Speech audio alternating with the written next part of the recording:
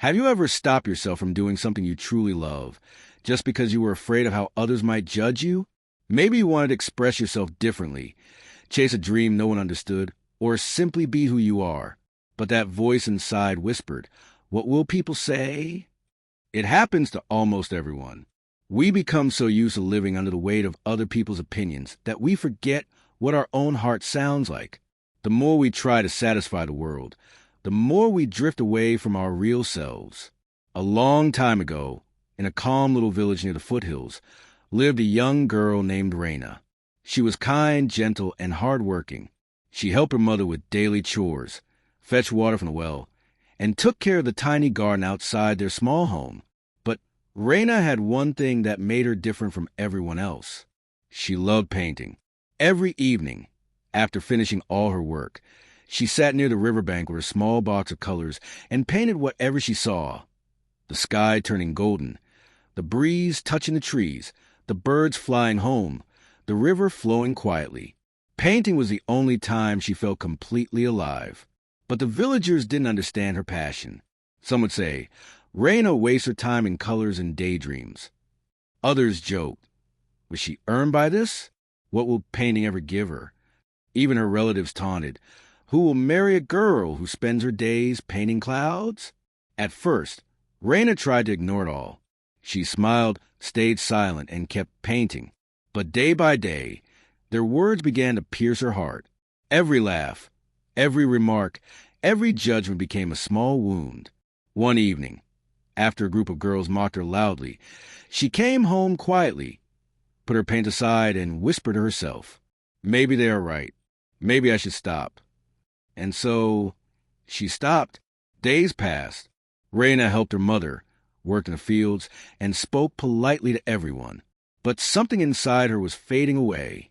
Her smiles grew weaker. Her eyes lost their sparkle. When she walked near the river now, the colors she once loved felt far and distant. Like a dream she was no longer allowed to chase. One evening, a wandering monk arrived in the village. He wore simple clothes, carried a wooden staff, and people said he was a wise traveler who helped others find calmness within themselves. Villagers gathered around him, asking for guidance. Raina stood quietly at the back, listening. There was something peaceful about his voice. After everyone left, she slowly walked up to him and said softly, "Master, I need help. I love painting, but people kept laughing. I ignored them for a while, but now their voices live in my mind. I don't know how to be happy anymore." The monk looked at her with gentle eyes. Instead of answering, he pointed at the trees swaying nearby. "Do you hear that sound?" he asked. Raina listened. "Yes, it's the wind." The monk nodded with a soft smile. "Tell me, child, when someone complains that the wind is too strong or too cold, does the wind stop blowing?" Raina shook her head. "No, master. The wind moves as it wants." The monk's smile grew. "That's right. The wind never seeks approval. It doesn't ask anyone for permission. Sometimes it blows softly, sometimes fiercely, but always follows its own path." He looked deeper into her eyes. "But you have forgotten your own path. You handed over your freedom to the people around you. Their opinions became your cage." Raina whispered, "But what if they keep talking?" The monk laughed lightly. "People talk about everything. The sun is too hot. The night is too dark. The rain is too wet. Yet the sun still shines and the rain still falls. If you try to please every voice, you will lose your own." He picked up a dry leaf from the ground. "Be like the wind, not the leaf. The leaf moves only when others push it. The wind moves where its heart tells it." He added one final message. "Never wait for permission to be yourself."